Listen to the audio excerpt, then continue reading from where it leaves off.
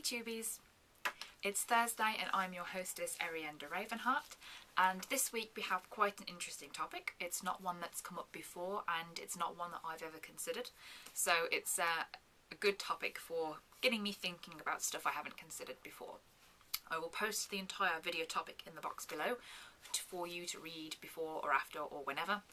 But what we're basically discussing today is witches and pagans on YouTube who believe in the threefold law of return, who also post videos on YouTube that are negative or ranty or bitching. And if they believe in the law of threefold return or karma or whatever, why they post that negative video in the first place, because that will only be reflected on them.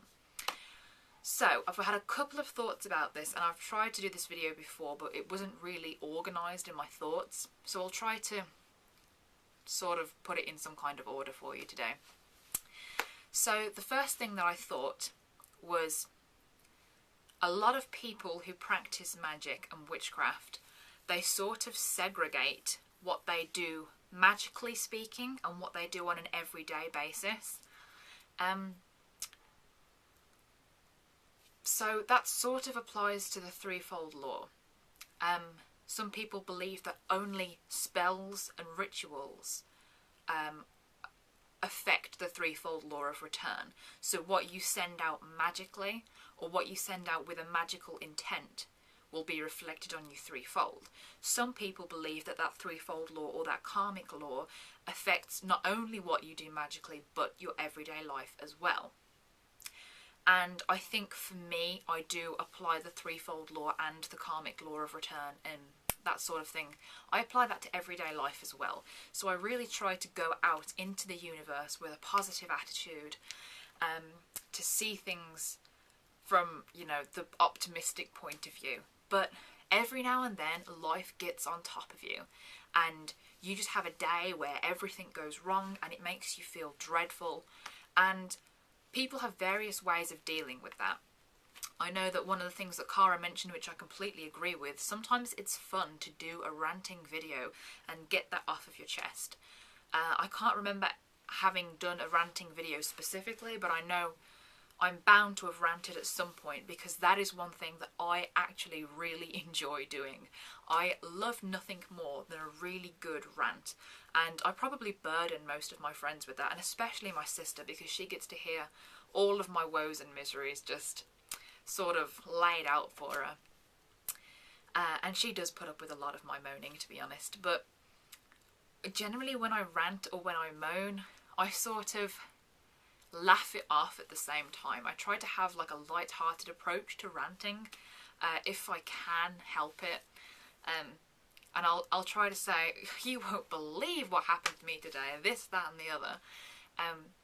But then, you know, sometimes when things really, really get on top of you and it's not something that you can laugh about, you know, for very serious situations that are really, really upsetting, sometimes you need to get that off your chest as well. So what I basically thought about, not even in terms of videos, in terms of putting videos out to YouTube, I thought about it in a broader sense. And when you rant to friends and family, when you rant to yourself, when you rant in your diary or your own personal blogs, the intent with which you're ranting and what you're putting out there, sometimes you do need to talk over the situation that happened to you and what your emotional response is to that, because sometimes when something big happens to us that is negative or that is traumatizing or that is angering, we react on so many different emotional levels that we don't even know how to process all of those. So sometimes it is good to talk that out. And even if you aren't comfortable posting that on a video and putting that on YouTube, I know that if something serious happened to me, I wouldn't want to put that on YouTube because it's a bit too much of a public platform. But if I really needed to talk to somebody, then I would rant. I would say, I feel horrible, this has just happened to me and this is the situation that I'm in and I don't know how I feel. So it is good to talk that out, and that can make you feel a lot better, but sometimes it can also make you feel worse. So I think for people who like to do that, for people who like to rant or post bitchy YouTube videos, if that makes you feel good, then that is something that is almost therapeutic for you. And if you're getting it off of your chest, your intent is more along the lines of banishing. So you're banishing that energy into the universe, you're diffusing it, for in a similar way as doing actual banishing rituals during a circle or during a spell. Even though it's not with magical intent, the idea is to get that off of your chest and just to get rid of it.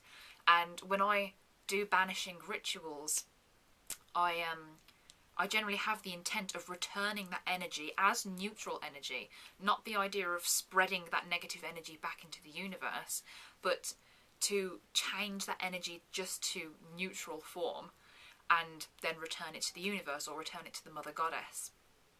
So I think if you had that same sort of intent when you posted a video, or when you rant to your friend, or when you write in your diary, if you have the intent of just getting it off your chest, dispersing that energy, then it can make you feel very good.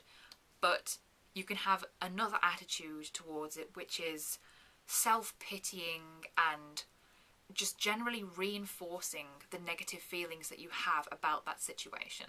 So if you're doing that, if you're just whining and making it feel worse for yourself, then you are just going to keep thinking about it. You're going to keep running these thoughts through your head and drown yourself in your own worries, your own problems, and that's not going to help you. So you can either try and laugh it off, disperse that energy, get it off of your chest, get it out of the way and put it in the past, put it all behind you, which is a good sort of positive way of getting rid of that energy.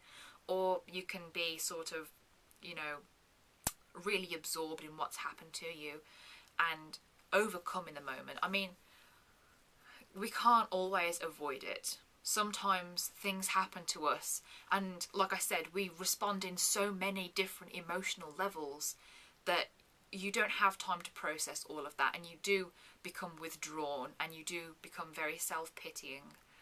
And it's hard to get out of that situation when you do get like that.